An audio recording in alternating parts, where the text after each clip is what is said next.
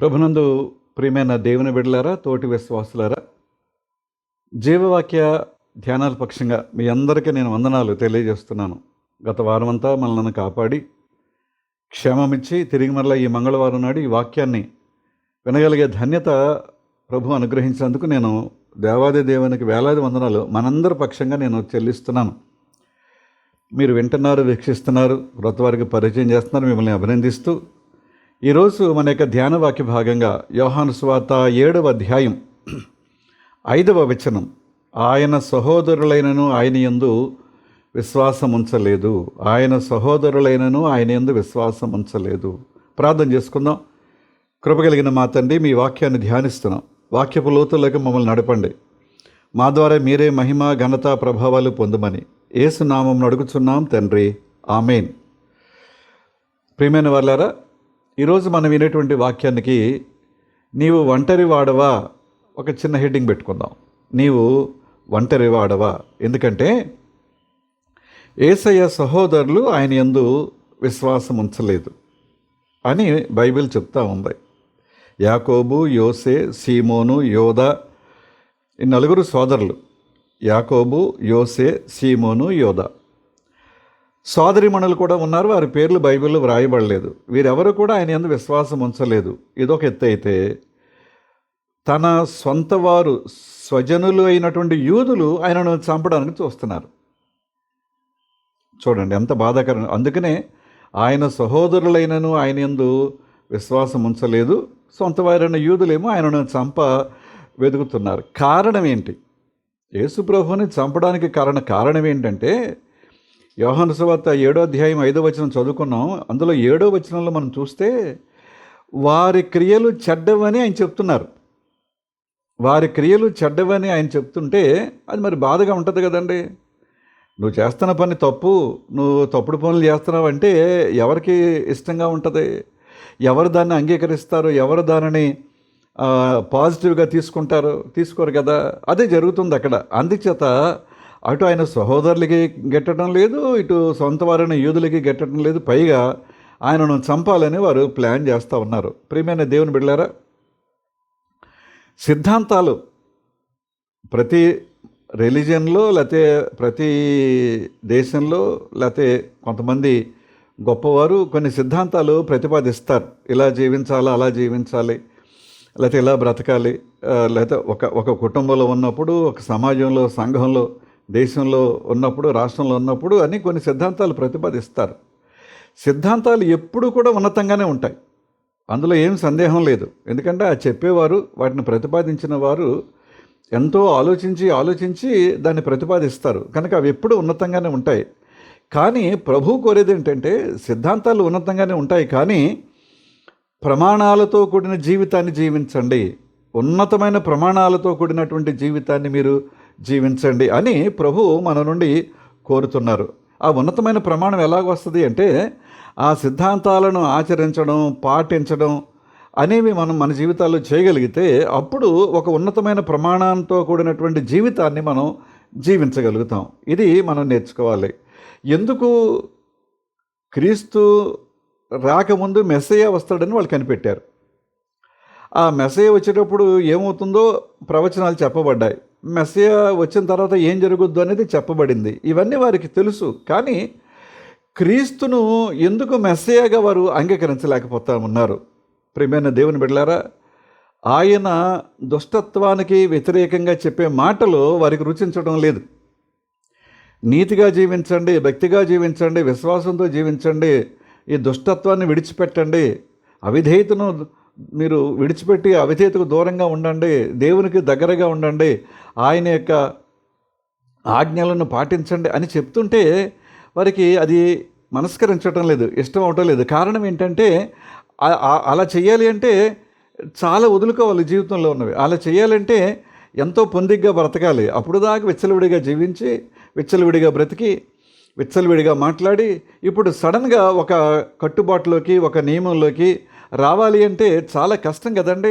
అంచేత వారు ఆయనను అంగీకరించడం లేదు. ప్రియమైన దేవుని బిడ్డలారా, ఆ రోజే కాదు, ఈ రోజుల్లో కూడా క్రీస్తు సువార్తను అంగీకరించలేకపోతా ఉన్నారు. నేను బయట వారి గురించి మాట్లాడలేదండి. క్రైస్తవ సమాజం గురించి మాట్లాడుతున్నాను. క్రీస్తు సువార్తను పూర్తిగా క్రీస్తు సువార్తను పూర్తిగా అంగీకరించలేకపోతున్న కారణం ఏంటంటే, పరిశుద్ధమైన జీవితం జీవించండి, పరిశుద్ధమైన జీవితం జీవిస్తే తప్ప ప్రభు చేత మీరు అంగీకరింపబడరు అని బైబిల్ చెప్తుంది. కనుక పరిశుద్ధమైన జీవితం ఎందుకు ఎందుకు అంటే, ఆయన పరిశుద్ధుడు గనక మీరును పరిశుద్ధులై ఉండండి. పరిశుద్ధమైన జీవితం జీవించడం తేలిక కాదు కదండి, చాలా కష్టం కదా. అంచేత పరిశుద్ధమైన జీవితం జీవించడానికి కష్టపడిపోయి బైబిల్ని లేకపోతే సువార్తను పూర్తిగా అంగీకరించలేకపోతూ ఉన్నారు. వింటున్నారు, ఆలయానికి వస్తున్నారు, వింటున్నారు, అబ్బో అని మెచ్చుకుంటున్నారు, కానీ బయటికి వెళ్ళిన తర్వాత మళ్ళీ మామూలే. ఎందుకంటే అలా ఉండకపోతే మేము ఉండలేం కదండి లోకంలో, అలా ఉండకపోతే మేము గడపలేం కదండి, అలా ఉండకపోతే మేము బ్రతకలేం కదండి అని అనుకుని వారికి వారిగా చెప్పుకొని ఆ ఇష్టానుసారమైన ప్రియమైన దేవుని బిడ్డలారా, కొన్ని బోధలు ఉంటాయండి. ఆ బోధలలో నీతి అనేది ఉండదు, అనైతికమైన బోధలు కొన్ని ఉంటాయి. ఏమండి, ఈ అనైతికమైన బోధల్ని కాదు అనేవారు చాలా తక్కువ మంది ఉంటారు, వాటిని వ్యతిరేకించేటి వారు తక్కువ మంది ఉంటారు. సర్లే ఆయన ఏదో చెప్పాడులే, అలాగా కాదనిపిస్తుంది, మన బైబిల్ చదువుతుంటే అలా కాదని తెలుస్తుంది, కానీ ఆయన ఏదో చెప్పాడు కదా అని అనుకుని సరిపెట్టుకుని సమర్థించుకుని ముందుకు వెళ్ళటమే తప్ప అలాంటి అనైతికమైన బోధల్ని వ్యతిరేకించేవారు తక్కువైపోతూ ఉన్నారు ఈ రోజుల్లో. ఏమండి, నాజూకైన పాపాలని ఖండిస్తూ పశ్చాత్తాపడి దేవునిలో నిలకడగా ఉండండి అని బోధిస్తూ ఉంటే మరి జనాలకి కొంచెం నొచ్చుకుంటారు కదండి, జనాలు నొచ్చుకుంటారు కదా, ఇబ్బంది పడతారు కదా. ఏమంటే నాజూకైనటువంటి పాపాలు, ఏమంటే నాజూకైన పాపాలను ఖండిస్తూ పశ్చాత్తాపడి దేవునిలో నిలకడగా ఉండండి అని చెప్పే మాటలు రుచిస్తాయా?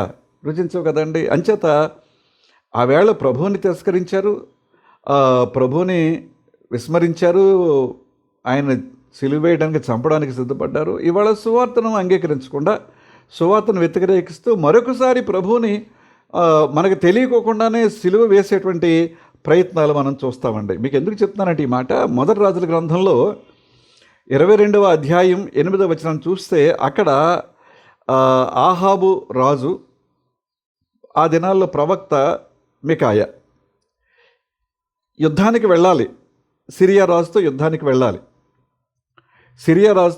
వెళ్ళాలి.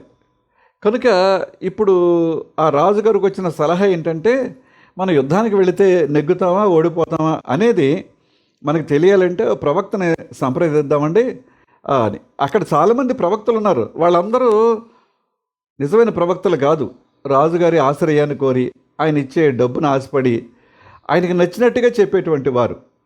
ఆ సంగతి కొంతమందికి తెలుసు.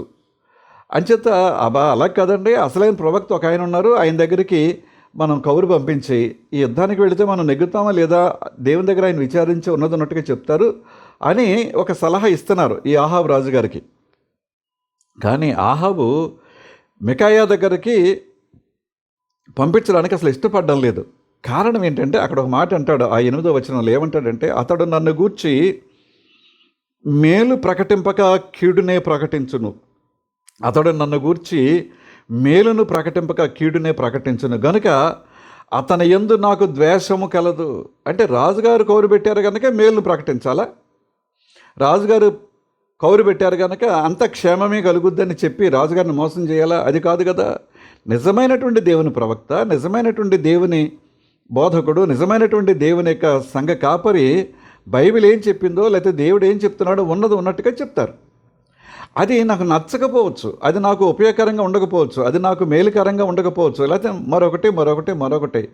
కానీ చూడండి, తనకు అనుకూలంగా మికాయా చెప్పడు గనక అతని మీద నాకు ద్వేషం ఉందండి. ఎందుకంటే అతడు నాకు మేలు ప్రకటించడు, ఎప్పుడు కీడే ప్రకటిస్తాడు. ఎందుకు ప్రకటిస్తాడు? ఆహాబు గురించి మనకు తెలుసు.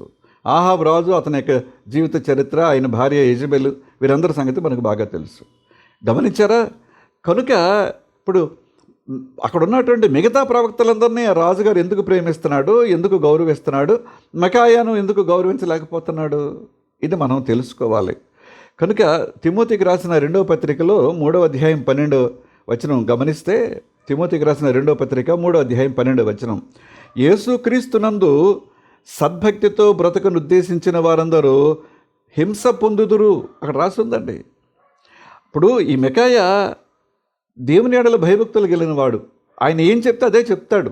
ఎంత కష్టం వచ్చినా, శ్రమ వచ్చినా, తన కంఠం మీదకి కత్తి వచ్చినా కూడా డీవేట్ అవ్వడు. దేవుడు చెప్పాడు, ఆయన ఎలా చెప్పమన్నాడు, నేను ఎలా చెప్తాను అంటాడు. ఊరుకుంటాడా రాజుగారు?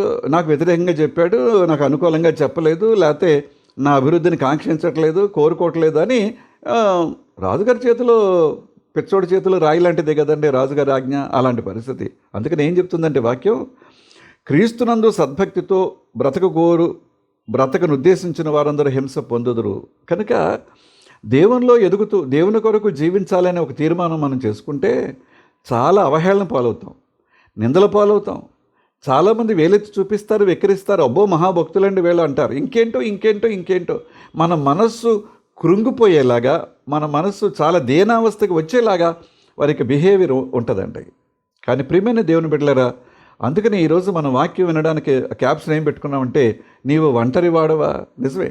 దేవుని బిడ్డగా ఉండడానికి ఇష్టపడినప్పుడు నిజంగా మనం ఒంటరి వాళ్ళమే అయిపోతాం. ఎందుకంటే లోకంతో పాటు మనం వెళ్ళం కదా, లోకానికి వ్యతిరేకంగా ఉంటాం, లోకానుసారంగా జీవించే వాళ్ళకి దూరంగా ఉంటాం కనుక మనల్ని వెలివేసినట్టుగా చూస్తారు. అది చాలా బాధగా ఉంటుంది, ఇబ్బందిగా ఉంటుంది. కానీ తప్పదు. కానీ ఒక విషయం జ్ఞాపకం చేస్తున్నాను, నెట్వర్క్ అనేది దేనికైనా చాలా అవసరం. ఒక బిజినెస్ ప్రారంభమైంది అనుకోండి, దానికి ఒక నెట్వర్క్ ఉండాలి. ఏంటి నెట్వర్క్? ఆ బిజినెస్కి ఆ ఉత్పత్తి చేసేటువంటి ఉత్పత్తిదారుడు ఉంటాడు, ఏదో ఒక ఐటెం. దాని నుంచి ఆ ఉత్పత్తిదారుడు ఒక హోల్సేల్ డీలర్కి పంపిస్తాడు. ఆ హోల్సేల్ డీలర్ రిటైల్ డీలర్కి పంపిస్తాడు. రిటైల్ డీలర్ దగ్గర మనం కొనుక్కుంటాం. ఇదంతా నెట్వర్క్ అనమాట అండి. అలా లేకపోతే ఆ ఉత్పత్తిదారుడు ఏమీ చేయలేడు, ఈ నెట్వర్క్ లేకపోతే. అలాగే ప్రభుత్వానికి కూడా నెట్వర్క్ ఉండాలి. ఎక్కడో ఢిల్లీలో ఆయన ఉంటారు, హైదరాబాదులో లేకపోతే అమరావతిలో మన ముఖ్యమంత్రి గారు ఉంటారు, ప్రధానమంత్రి గారు అక్కడ ఉంటారు. అక్కడ ఒక సభ, ఇక్కడ ఒక సభ ఉంటుంది. వాళ్ళే కొన్ని తీర్మానాలు చేస్తారు. ఆ నెట్వర్క్ ఏంటంటే వాళ్ళు అక్కడి నుంచి ఆయా జిల్లాలకి, ఆ జిల్లా అధికారులేమో మండలాలకి, మండల అధికారులేమో గ్రామాలకి దాన్ని విస్తరింపు చేయాలి. అదే నెట్వర్క్. అది ప్రభు దగ్గరకు వచ్చేటప్పటికి, ప్రియమైన దేవుని బిడ్డలారా, ప్రభు దగ్గరకు వచ్చేటప్పటికి మన విషయంలో కూడా ఒక నెట్వర్క్ అనేది ఉండాలి. ఎందుకంటే మన శరీరంలో ఉన్న ప్రతి అవయవం ఒక నెట్వర్క్ లాగా పనిచేయాలి. నీ కన్ను, చెవి, ముక్కు, నోరు, కాళ్ళు, చేతులు, ఇవన్నీ. దాంతోపాటుగా సంఘంలో, సమాజంలో ఉండేటువంటి ప్రతి ఒక్కరు కూడా ఒక నెట్వర్క్. ఒకరి ద్వారా ఒకరికి ఈ నెట్వర్క్ అనేది జరిగి ప్రభువులో ఉండేటువంటి ఔన్నత్యం బయటకు వెళ్ళాలి. కానీ పరిస్థితులు అలా లేవండి. నెట్వర్క్ లేకపోతే బిజినెస్ జరగదు, నెట్వర్క్ లేకపోతే ప్రభుత్వాలు కూడా జరగవు. మరి నెట్వర్క్ లేకపోతే ప్రభు పని ఎలా జరగదు. అందుకనే నెట్వర్క్ కోసమే ఆయన 12 మందిని ఏర్పాటు చేసుకున్నారు. అందులో ఒక ఆయన లేకపోతే ఆయన స్థానాన్ని పూర్తి చేశారు. ఆ తర్వాత 7 వచ్చారు. ఆ తర్వాత 3000 మంది వచ్చారు, 5000 మంది వచ్చారు. ప్రపంచవ్యాప్తంగా ఈ నెట్వర్క్ సాగుతుంది కనుక ఆయన సువార్త ప్రకటింపబడుతుంది. ఆ నెట్వర్క్లో నేను ఒక భాగంగా ఉండాలి. ఆ నెట్వర్క్లో నా పాత్ర నేను పోషించాలి, నా విధి నేను నిర్వర్తించాలి అని మనం అనుకోకపోతే లోకం పాడైపోద్ది, నాశనం అయిపోద్ది. ఎందుకంటే మంచి చెప్పేవారు ఉండరు కదా. నువ్వు మంచి చెప్తే ద్వేషిస్తారు, నువ్వు మంచి చెప్తే నిన్ను అవమానిస్తారు, హేళనగా చూస్తారు, అబ్బో అనే మాట వాడతారు. నిజమే. కానీ దానిని పోషించే విషయంలో నా బాధ్యతను నేను నిర్వర్తించాలి. అయితే జరిగిన సంగతి చెప్తాను. తిమోతికి రాసిన 2వ పత్రిక 4వ అధ్యాయం 10వ వచనంలో దేమ అనే ఆయన గురించి చక్కగా రాస్తారు. దేమ ఇహలోకమును స్నేహించి నన్ను విడిచి తెస్సలోనికకి వెళ్ళిపోయాడని పౌలు గారు బాధపడుతూ చెప్తా ఉన్నారు. ఇప్పుడు చాలామంది తిమోతి, ఇంకా కొంతమంది శిష్యులు ఉన్నారు. వారితో పాటు ఈ దేమ కూడా పౌలు గారి యొక్క శిష్యుడిగా ఉన్నాడు. ఎలాగా? పౌలు గారు రోమా పట్టణంలో మొట్టమొదటిసారి ఆయన జైలు శిక్ష అనుభవిస్తున్నప్పుడు పౌలు గారితో పాటు ఈ దేమ కూడా ఉన్నాడని మనం హెబ్రీ 13:20లో చూస్తాం. అలాగే రోమా పట్టణంలో పౌలు గారితో కలిసి ఈ దేమ పనిచేశాడు. తర్వాత ఈ లోకా సువార్త క్షమించండి, కొలసి పత్రిక 4వ అధ్యాయం 12-14లో లోక ఎఫఫ్రా అనే వారితో కలిసి దేమా కూడా అక్కడ ఉన్నట్టుగా మనం చూస్తాం. అలాగే ఫిలోమోను పత్రిక 24వ వచనంలో కూడా అక్కడ దేమాను గురించినటువంటి ప్రస్తావన ఉంది. కానీ ఎందుకు విడిచిపెట్టి వెళ్ళిపోయాడు దేమా? పౌలు గారు ఈ దేమా విడిచిపెట్టి వెళ్ళిపోయే టైంకి చాలా కష్టమైన పరిస్థితులు ఉన్నాడు. ఆయన చాలా హెల్ప్లెస్ అయిపోయాడు. అలాగని ధీమాగా ధైర్యంగా హౌస్ ఇంప్రిజన్మెంట్, అది ఒక గృహ నిర్బంధంలో ఉన్నాడు. ఎప్పుడొకప్పుడు తన శిరచ్ఛేదనం జరుగుతుంది. అలాంటి పరిస్థితుల్లో ఎందుకు ఆయన వెళ్ళిపోయాడు? పైగా తెస్సలోనికకు వెళ్ళిను అనే మాట ఇందాక మనం చదువుకున్నాం. తెస్సలోనిక బహుశా ఆయన నేటివ్ ప్లేస్ అయ్యి ఉండొచ్చు, ఆడికి వెళ్ళిపోయాడు. ఎందుకు వెళ్ళిపోయాడంటే పౌలుతో ఉంటే నాకు కూడా ఇలాంటి పరిస్థితి వస్తుందేమో, నన్ను కూడా జైల్లో పెట్టేస్తారేమో, నాకు కూడా ఈ శిరచ్ఛేదనం అనే శిక్ష అమలు పరచబడుతుందేమో, నాకెందుకు వచ్చింది ఈ తిప్పలు, అనవసరం అని అనుకుని ఆయన పౌలును విడిచి వెళ్ళిపోయాడు. కానీ తిమోతిని గురించి పౌలు గారు ఎంత చక్కగా 4:10 రెండో పత్రిక 4:10లోనేమో దేమా గురించి రాశారు. ఈ రెండో పత్రిక తిమోతికి రాసిన రెండో పత్రిక 1వ అధ్యాయం 3-4 వచనాలు తిమోతి గురించి రాస్తూ, నా ప్రార్థనల యందు నిన్ను జ్ఞాపకం చేసుకుంటున్నాను, ఎల్లప్పుడూ నిన్ను చూడాలనే ఆశ, నీ యందున్న నిష్కపటమైన విశ్వాసము, నిర్మలమైన మనస్సాక్షి, నీ అవ్వ అయిన లోయ ద్వారా నీ తల్లి అయిన యునేకిలోనున్న విశ్వాసము నీలో ఉంది. ఎంత చక్కని సాక్ష్యం చెప్పాడు చూసారా?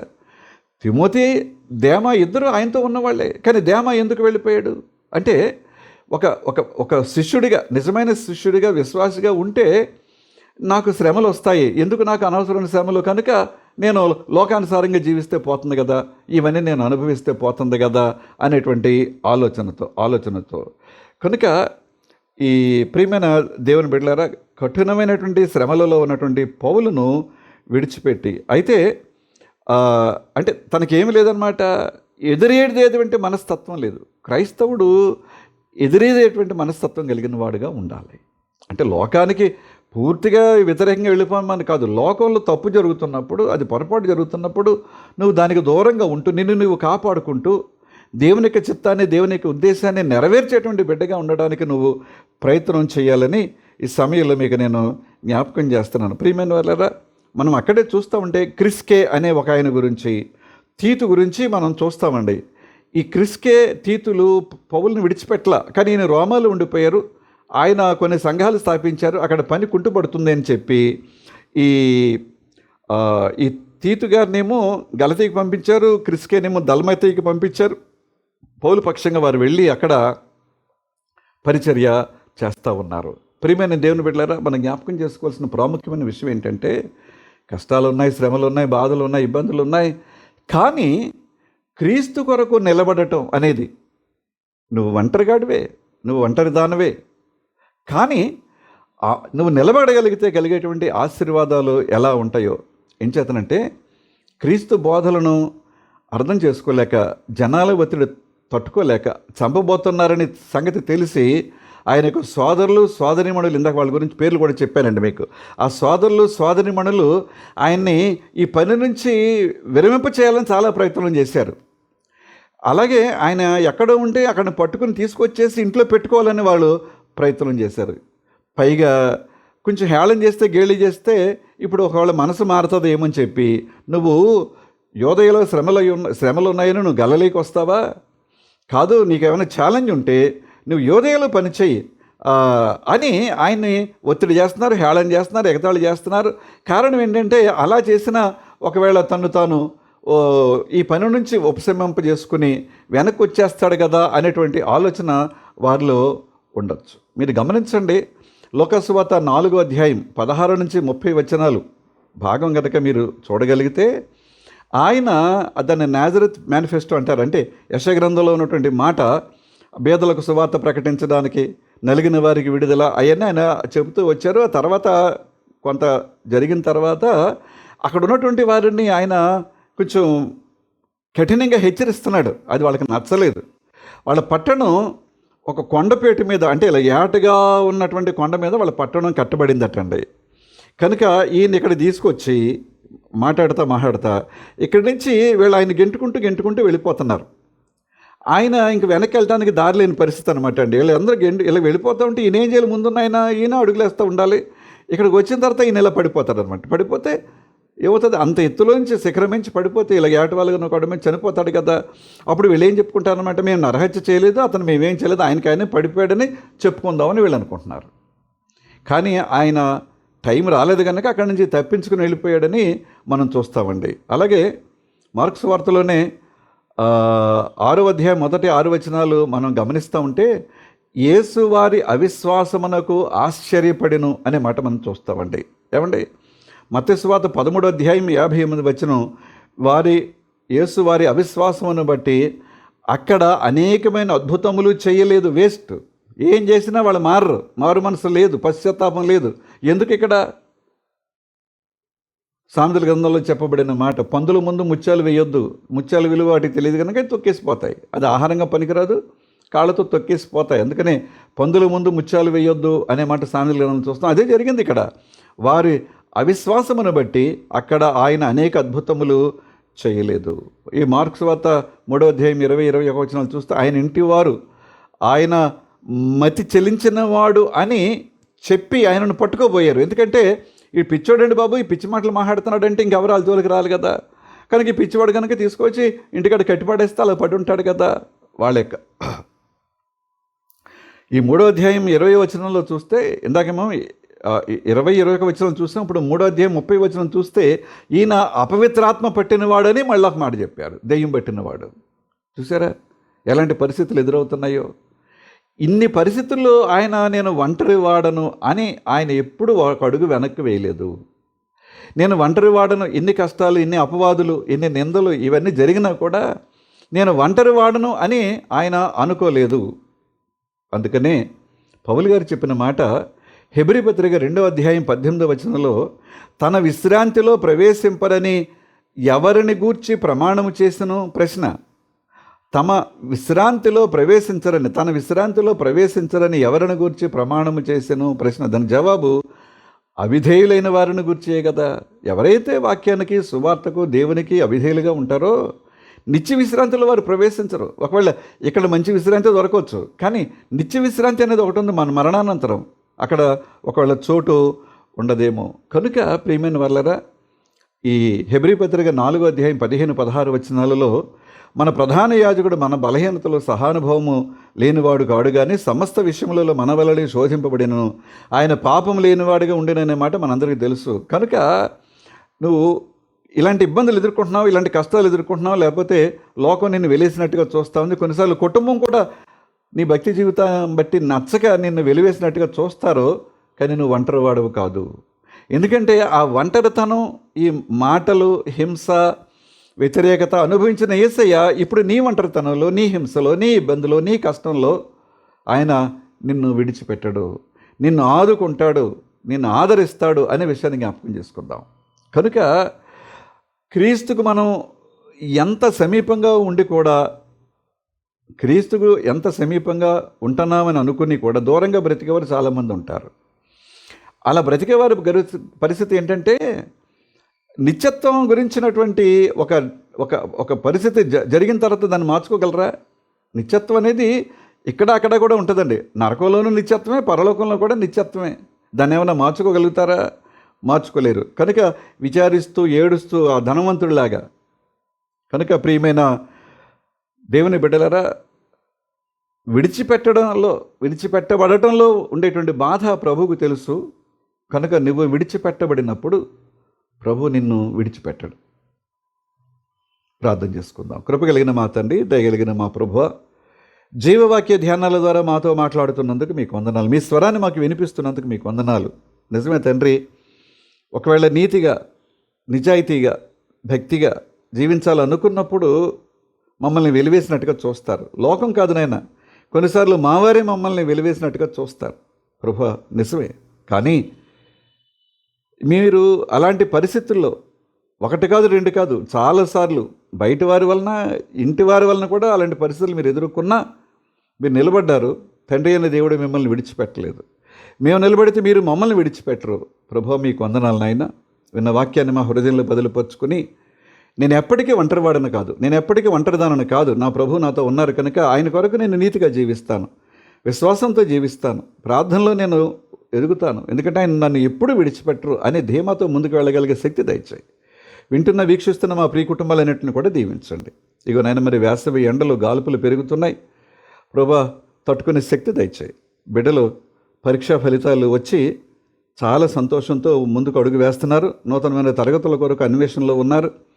ఒకవేళ ఒకరిద్దరు ఎవరైనా వెనకబడి ఉంటే వారిని ధైర్యపరచిన ఆయన, వారిలో నిరాశ నిస్పృహ పేరుకోకుండా నేను మరొకసారి ప్రయత్నం చేస్తాను, నా ప్రభు నాకు సహాయం చేస్తాడనే ధీమా దయచేయి.